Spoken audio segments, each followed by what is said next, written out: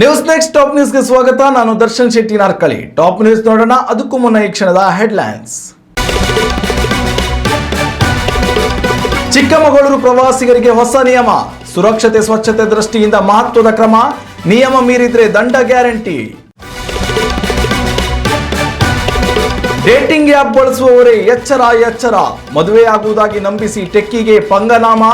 18 ಲಕ್ಷ ರೂಪಾಯಿ ಪೀಕಿದ ಮಾಯಾಂಗನೆ.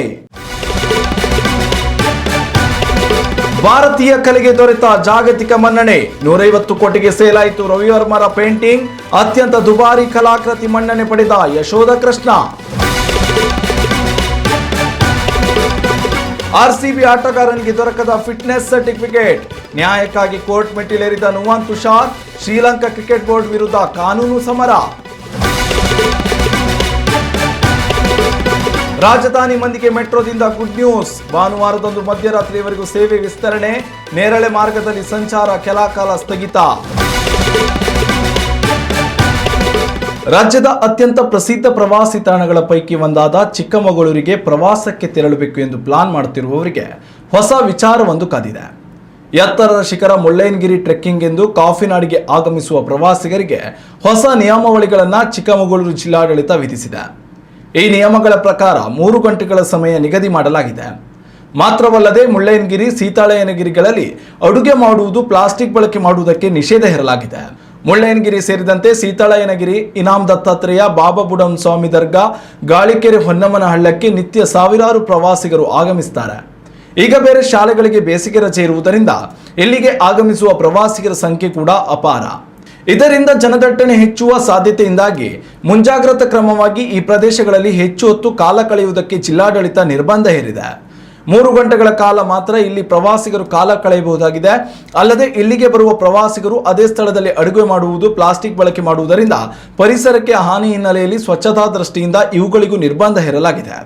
ಇನ್ನು ಇವುಗಳ ಜೊತೆಯಲ್ಲಿ ಅರಣ್ಯ ಪ್ರದೇಶಗಳಲ್ಲಿ ಸಂಚರಿಸದಂತೆ ಎಲ್ಲೆಡೆ ಸೂಚನಾ ಫಲಕಗಳನ್ನು ಅಳವಡಿಕೆ ಮಾಡಲಾಗಿದೆ.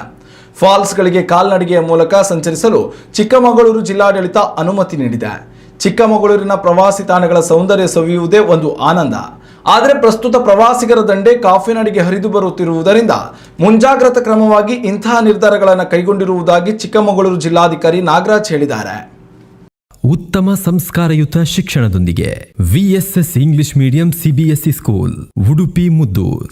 ನರ್ಸರಿಯಿಂದ 10ನೇ ತರಗತಿವರೆಗೆ ಶಿಕ್ಷಣದ ಜೊತೆಗೆ 5ರಿಂದ 10ನೇ ತರಗತಿವರೆಗಿನ ವಿದ್ಯಾರ್ಥಿನಿಯರಿಗೆ ಉತ್ತಮ ಹಾಸ್ಟೆಲ್ ಸೌಲಭ್ಯವೂ ಇದೆ.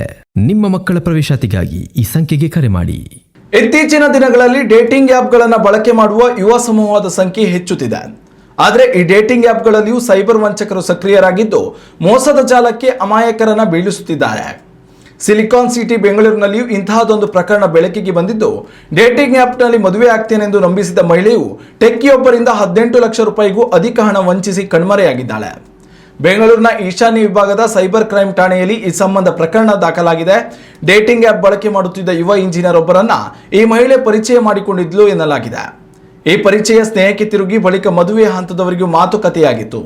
ತನ್ನನ್ನು ತಾನು ಇನ್ವೆಸ್ಟ್ಮೆಂಟ್ ಎಕ್ಸ್ಪರ್ಟ್ ಎಂದು ಪರಿಚಯಿಸಿಕೊಂಡಿದ್ದ ವಂಚಕಿ ಕ್ರಿಪ್ಟೋ ಕರೆನ್ಸಿ ಟ್ರೇಡಿಂಗ್ಗಳ ಮೂಲಕ ಹಣ ದ್ವಿಗುಣ ಮಾಡುವ ಚಾಕಚಕ್ಯತೆ ನನ್ನಲ್ಲಿದೆ ಎಂದು ಹೇಳಿಕೊಂಡಿದ್ಲು. ವಂಚಕಿಯ ಮಾತನ್ನು ನಂಬಿದ ಇಂಜಿನಿಯರ್ ತಾನು ಕೂಡ ಕೋಟ್ಯಾಧಿಪತಿಯಾಗಬಹುದೆಂಬ ಕನಸು ಕಂಡಿದ್ರು.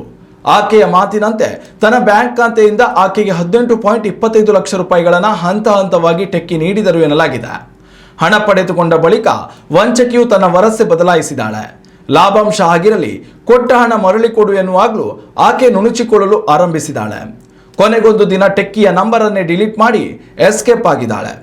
ಈ ಸಂಬಂಧ ಸೈಬರ್ ಠಾಣೆಯಲ್ಲಿ ಟೆಕ್ಕಿ ಪ್ರಕರಣ ದಾಖಲಿಸಿದ್ದು ಪೊಲೀಸರು ಮಹಿಳೆಯ ಪತ್ತೆಗೆ ಶೋಧ ಕಾರ್ಯ ಆರಂಭಿಸಿದ್ದಾರೆ. ಡೇಟಿಂಗ್ ಆಪ್ಗಳಲ್ಲಿ ಸಿಗುವವರನ್ನ ನಂಬಿ ಈ ರೀತಿ ಮೋಸ ಹೋಗಬೇಡಿ, ಆರ್ಥಿಕ ಸಲಹೆ ನೀಡುವವರ ಬಗ್ಗೆ ಜಾಗರೂಕರಾಗಿರಿ ಎಂದು ಪೊಲೀಸರು ಎಚ್ಚರಿಕೆ ನೀಡಿದ್ದಾರೆ. ಭಾರತೀಯ ಚಿತ್ರಕಲೆಗೆ ಹೊಸ ಆಯಾಮ ನೀಡಿದ ರಾಜ ರವಿವರ್ಮರ ಕುಂಚದಲ್ಲಿ ಅರಳಿದ ಕಲಾಕೃತಿಗಳಿಗೆ ಮಾರು ಹೋಗದವರಿಲ್ಲ. ಯುರೋಪಿಯನ್ ಶೈಲಿಯ ರಿಯಾಲಿಸಂ ಹಾಗೂ ತೈಲವರ್ಣ ತಂತ್ರಜ್ಞಾನವನ್ನು ಭಾರತೀಯ ಸಂಪ್ರದಾಯದೊಂದಿಗೆ ಬೆರೆಸಿ ಚಿತ್ರಿಸಿದ ಕಲಾಕೃತಿಗಳು ಎಂದಿಗೂ ಭಾರತೀಯ ಕಲಾ ಇತಿಹಾಸಕ್ಕೆ ಹೊಸ ಶ್ರೀಮಂತಿಕೆಯನ್ನು ನೀಡಿದೆ. ಇದೀಗ ಈ ಮಾತಿಗೆ ಸಾಕ್ಷಿ ಎಂಬಂತೆ ಭಾರತದ ಖ್ಯಾತ ಕಲಾವಿದ ರಾಜ ರವಿವರ್ಮ ಅವರ ಕುಂಚದಲ್ಲಿ ಅರಳಿದ ಅಪರೂಪದ ಕಲಾಕೃತಿಯೊಂದು ಜಾಗತಿಕ ಮಟ್ಟದಲ್ಲಿ ಹೊಸ ದಾಖಲೆ ನಿರ್ಮಿಸಿದೆ. ಹೌದು, ನ್ಯೂಯಾರ್ಕ್ನಲ್ಲಿ ನಡೆದ ಹರಾಜಿನಲ್ಲಿ ರವಿ ವರ್ಮಾ ಅವರ ಯಶೋಧ ಮತ್ತು ಕೃಷ್ಣ ಪೇಂಟಿಂಗ್ ಬರೋಬ್ಬರಿ $18 ಮಿಲಿಯನ್ ಅಂದ್ರೆ ಸುಮಾರು 150 ಕೋಟಿ ರೂಪಾಯಿ ಮೊತ್ತಕ್ಕೆ ಮಾರಾಟವಾಗುವ ಮೂಲಕ ಭಾರತೀಯ ಕಲಾ ಇತಿಹಾಸದಲ್ಲೇ ಅತ್ಯಂತ ದುಬಾರಿ ಕಲಾಕೃತಿ ಎಂಬ ಹೆಗ್ಗಳಿಕೆಗೆ ಪಾತ್ರವಾಗಿದೆ. ತಾಯಿ ಯಶೋದೆಯು ಬಾಲಕೃಷ್ಣನನ್ನ ಪ್ರೀತಿಯಿಂದ ಅಪ್ಪಿಕೊಂಡಿರುವ ಈ ಚಿತ್ರವು ರವಿ ವರ್ಮಾ ಅವರ ಅತ್ಯಂತ ಶ್ರೇಷ್ಠ ಕಲಾಕೃತಿಗಳಲ್ಲಿ ಒಂದು ಎಂದು ಪರಿಗಣಿಸಲ್ಪಟ್ಟಿದೆ. ಎಂದಿಗೂ ಎಲ್ಲರ ಮನೆಗಳಲ್ಲಿ ಇರುವ ಲಕ್ಷ್ಮಿ, ಸರಸ್ವತಿ ಸೇರಿದಂತೆ ವಿವಿಧ ದೇವತೆಗಳ ಚಿತ್ರಗಳು ರಾಜ ರವಿವರ್ಮನ ಕಲ್ಪನೆಯಲ್ಲಿ ಮೂಡಿಬಂದವುಗಳು ಎಂದು ಹೇಳಲಾಗ್ತದೆ. ಜನಸಾಮಾನ್ಯರಿಗೂ ಚಿತ್ರಕಲೆಯ ಸೌಂದರ್ಯ ಸವಿಯುವ ಅವಕಾಶ ಸಿಗಬೇಕು ಎಂಬ ಉದ್ದೇಶದಿಂದ ರಾಜ ರವಿವರ್ಮ ಪ್ರೆಸ್ ಮೂಲಕ ಅಗ್ಗದ ದರದಲ್ಲಿ ಇಂತಹ ಚಿತ್ರಗಳನ್ನು ಮಾರಾಟ ಮಾಡಲಾಗ್ತಿತ್ತು ಎಂದು ಇತಿಹಾಸ ಹೇಳಿದೆ. ಅದೇನೇ ಇರಲಿ, ಭಾರತೀಯ ಮೂಲದ ಕಲಾಕೃತಿಯೊಂದು ನ್ಯೂಯಾರ್ಕ್ನಲ್ಲಿ ಅತ್ಯಂತ ದುಬಾರಿ ದರಕ್ಕೆ ಹರಾಜುಗೊಂಡಿದೆ ಅಂದರೆ ಭಾರತೀಯ ಕಲಾ ಶ್ರೀಮಂತಿಕೆಯ ಕಂಪು ಸಂಪೂರ್ಣ ಜಗತ್ತಿಗೆ ವ್ಯಾಪಿಸಿದೆ. ಭಾರತೀಯ ಕಲೆಯನ್ನ ಜಗತ್ತು ಮೆಚ್ಚಿಕೊಂಡಿದೆ ಎಂಬುದರಲ್ಲಿ ಎರಡು ಮಾತಿಲ್ಲ. ಉತ್ತಮ ಸಂಸ್ಕಾರಯುತ ಶಿಕ್ಷಣದೊಂದಿಗೆ VSS English medium CBSE school Udupi Muddur. ನರ್ಸರಿಯಿಂದ 10ನೇ ತರಗತಿವರೆಗೆ ಶಿಕ್ಷಣದ ಜೊತೆಗೆ 5ರಿಂದ 10ನೇ ತರಗತಿವರೆಗಿನ ವಿದ್ಯಾರ್ಥಿನಿಯರಿಗೆ ಉತ್ತಮ ಹಾಸ್ಟೆಲ್ ಸೌಲಭ್ಯವೂ ಇದೆ. ನಿಮ್ಮ ಮಕ್ಕಳ ಪ್ರವೇಶಾತಿಗಾಗಿ ಈ ಸಂಖ್ಯೆಗೆ ಕರೆ ಮಾಡಿ. ಇಂಡಿಯನ್ ಪ್ರೀಮಿಯರ್ ಲೀಗ್ ನಲ್ಲಿ ಈ ಬಾರಿ ಆರ್ಸಿಬಿ ಪರ ಕಣಕ್ಕಿಳಿಯಬೇಕಿದ್ದ ಶ್ರೀಲಂಕಾ ಆಟಗಾರ ನುವಾನ್ ತುಷಾರ್ ಇದೀಗ ಕಾನೂನು ಸಮರಕ್ಕೆ ಇಳಿದಿದ್ದಾರೆ. ಐಪಿಎಲ್ ಪಂದ್ಯವನ್ನಾಡಲು ಎನ್ಒಸಿ ನೀಡಲು ನಿರಾಕರಿಸುತ್ತಿರುವ ಶ್ರೀಲಂಕಾ ಕ್ರಿಕೆಟ್ ಬೋರ್ಡ್ನ ನಡೆಯನ್ನು ಪ್ರಶ್ನಿಸಿ ನುವಾನ್ ತುಷಾರ್ ಕೋರ್ಟ್ ಮೆಟ್ಟಿಲೇರಿದ್ದಾರೆ. ಕಳೆದ ವರ್ಷ ತುಷಾರ್ರನ್ನ ಆರ್ಸಿಬಿ ತಂಡವು 1.6 ಕೋಟಿ ರೂಪಾಯಿಗಳನ್ನು ನೀಡಿ ಖರೀದಿ ಮಾಡಿದೆ. ಕಳೆದ ಸೀಸನ್ನಲ್ಲಿ ಒಂದು ಪಂದ್ಯದಲ್ಲಿ ತುಷಾರ್ ಕಾಣಿಸಿಕೊಂಡಿದ್ರು. ಉತ್ತಮ ಬೌಲರ್ ಆಗಿರುವ ತುಷಾರ್ಗೆ ಫಿಟ್ನೆಸ್ ಸರ್ಟಿಫಿಕೇಟ್ ಸಿಗದ ಕಾರಣ ಈ ಬಾರಿ ಆರ್ಸಿಬಿ ಪರ ಆಡಲು ತಾಂತ್ರಿಕ ಸಮಸ್ಯೆ ಎದುರಿಸುತ್ತಿದ್ದಾರೆ.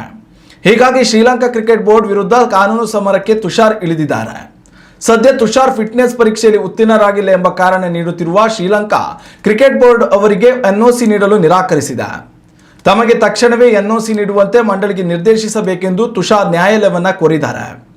ಅಲ್ಲದೆ ತಾವು ಇನ್ಮುಂದೆ ಶ್ರೀಲಂಕಾ ತಂಡದ ಪರವಾಗಿ ಆಡುವುದಿಲ್ಲ ಎಂಬುದನ್ನು ಅರ್ಜಿಯಲ್ಲಿ ತುಷಾರ್ ನಮೂದಿಸಿದ್ದಾರೆ. ಕೊಲಂಬೋ ಜಿಲ್ಲಾ ನ್ಯಾಯಾಲಯವು ಈ ಅರ್ಜಿಯ ವಿಚಾರಣೆಯನ್ನ ಏಪ್ರಿಲ್ 9ಕ್ಕೆ ನಿಗದಿಪಡಿಸಿದೆ. ಇಂಡಿಯನ್ ಪ್ರೀಮಿಯರ್ ಲೀಗ್ ಉದ್ಘಾಟನಾ ಪಂದ್ಯದ ಸಂದರ್ಭದಲ್ಲಿ ಅಭಿಮಾನಿಗಳ ಸುರಕ್ಷತಾ ದೃಷ್ಟಿಯಿಂದ ಬಿಎಂಆರ್ಸಿಎಲ್ ಮಧ್ಯರಾತ್ರಿ 2 ಗಂಟೆಯವರೆಗೂ ಪ್ರಯಾಣಿಕರಿಗೆ ತನ್ನ ಸೇವೆ ನೀಡಿತು. ಇದೀಗ ಭಾನುವಾರದಂದು ಚಿನ್ನಸ್ವಾಮಿ ಕ್ರೀಡಾಂಗಣದಲ್ಲಿ ಆರ್ಸಿಬಿ ಮತ್ತು ಚೆನ್ನೈ ಸೂಪರ್ ಕಿಂಗ್ಸ್ ನಡುವೆ ಹಣಾಹಣಿ ನಡೆಯುತ್ತಿರುವ ಹಿನ್ನೆಲೆಯಲ್ಲಿ ಮತ್ತೊಮ್ಮೆ ಬಿಎಂಆರ್ಸಿಎಲ್ ಮಧ್ಯರಾತ್ರಿಯವರೆಗೂ ಸೇವೆ ನೀಡಲು ಮುಂದಾಗಿದೆ. ಪ್ರಯಾಣಿಕರ ಸುರಕ್ಷತಾ ದೃಷ್ಟಿಯಿಂದ ಭಾನುವಾರ ನಮ್ಮ ಮೆಟ್ರೋ ಮಧ್ಯರಾತ್ರಿ 2 ಗಂಟೆಯವರೆಗೂ ಸಂಚರಿಸಲಿದೆ. ಕೊನೆಯ ರೈಲುಗಳು ವೈಟ್ಫೀಲ್ಡ್ನಿಂದ ರಾತ್ರಿ 12:30ಕ್ಕೆ ಮತ್ತು ಚೆಲ್ಲಘಟ್ಟದಿಂದ ರಾತ್ರಿ 12:45ಕ್ಕೆ ಹೊರಡಲಿವೆ. ರೇಷ್ಮೆ ಸಂಸ್ಥೆ ಹಾಗೂ ಮಾದಾವರದಿಂದ ರಾತ್ರಿ 12:45ಕ್ಕೆ, ಇನ್ನು ಬೊಮ್ಮಸಂದ್ರದಿಂದ ರಾತ್ರಿ 12:30 ಹಾಗೂ ಆರ್ವಿ ರಸ್ತೆಯಿಂದ ರಾತ್ರಿ 2ಕ್ಕೆ ಕೊನೆಯ ರೈಲು ಹೊರಡುತ್ತವೆ. ನಾಡಪ್ರಭು ಕೆಂಪೇಗೌಡ ನಿಲ್ದಾಣದಿಂದ 4 ದಿಕ್ಕುಗಳಿಗೆ ಮಧ್ಯರಾತ್ರಿ 1:30ಕ್ಕೆ ಕೊನೆಯ ರೈಲು ಹೊರಡುತ್ತವೆ ಎಂದು ಬಿಎಂಆರ್ಸಿಎಲ್ ಮಾಹಿತಿ ನೀಡಿದೆ. ಐಪಿಎಲ್ ಪಂದ್ಯಗಳ ಟಿಕೆಟ್ನಲ್ಲಿ ಮೆಟ್ರೋ ಪ್ರಯಾಣದ QR ಕೋಡ್ ನೀಡಲಾಗಿರುತ್ತದೆ. ಕಬ್ಬನ್ ರಸ್ತೆ ಭಾಗದಿಂದ ಸ್ಟೇಡಿಯಂಗೆ ಪ್ರವೇಶ ನಿರ್ಗಮನ ಗೇಟ್ಗಳನ್ನು ಬಳಸುವ ಪ್ರೇಕ್ಷಕರು ಕಬ್ಬನ್ ಪಾರ್ಕ್ ಮೆಟ್ರೋ ನಿಲ್ದಾಣ ಬಳಸಬೇಕಿದೆ. ಲಿಂಕ್ ರಸ್ತೆ ಭಾಗದಿಂದ ಪ್ರವೇಶ ನಿರ್ಗಮನ ಗೇಟ್ಗಳನ್ನು ಬಳಸುವ ಪ್ರೇಕ್ಷಕರು ಸಮೀಪದಲ್ಲಿರುವ ಮಹಾತ್ಮ ಗಾಂಧಿ ರಸ್ತೆ ಮೆಟ್ರೋ ನಿಲ್ದಾಣ ಮೂಲಕ ಬರುವಂತೆ ಬಿಎಂಆರ್ಸಿಎಲ್ ಮಾಹಿತಿ ನೀಡಿದೆ. ಇನ್ನು ಇದರ ಜೊತೆಯಲ್ಲಿ ತಾಂತ್ರಿಕ ಕೆಲಸದ ಹಿನ್ನೆಲೆಯಲ್ಲಿ ಭಾನುವಾರ ಬೆಳಗ್ಗೆ 7 ಗಂಟೆಯಿಂದ 9 ಗಂಟೆಯವರೆಗೆ ಮೆಟ್ರೋ ನೇರಳೆ ಮಾರ್ಗದಲ್ಲಿ ಸಂಚಾರ ಸ್ಥಗಿತಗೊಳ್ಳಲಿದೆ. ಹೀಗಾಗಿ ಪ್ರಯಾಣಿಕರು ಸಹಕರಿಸುವಂತೆ ಬಿಎಂಆರ್ಸಿಎಲ್ ಮನವಿ ಮಾಡಿದೆ. 9 ಗಂಟೆಯ ಬಳಿಕ ನೇರಳೆ ಮಾರ್ಗದಲ್ಲಿ ಮೆಟ್ರೋ ಸಂಚಾರ ಎಂದಿನಂತೆ ನಡೆಯಲಿದೆ. ಇನ್ನಷ್ಟು ತಾಜಾ ಸುದ್ದಿಗಳಿಗಾಗಿ ನೋಡ್ತಾ ಇರಿ ನ್ಯೂಸ್ ನೆಕ್ಸ್ಟ್. ಇದು ವರ್ತಮಾನದ ಕೈಗನ್ನಡಿ. ಉತ್ತಮ ಸಂಸ್ಕಾರಯುತ ಶಿಕ್ಷಣದೊಂದಿಗೆ VSS English medium CBSE school Udupi Muddur. ನರ್ಸರಿಯಿಂದ 10ನೇ ತರಗತಿವರೆಗೆ ಶಿಕ್ಷಣದ ಜೊತೆಗೆ 5ರಿಂದ 10ನೇ ತರಗತಿವರೆಗಿನ ವಿದ್ಯಾರ್ಥಿನಿಯರಿಗೆ ಉತ್ತಮ ಹಾಸ್ಟೆಲ್ ಸೌಲಭ್ಯವೂ ಇದೆ.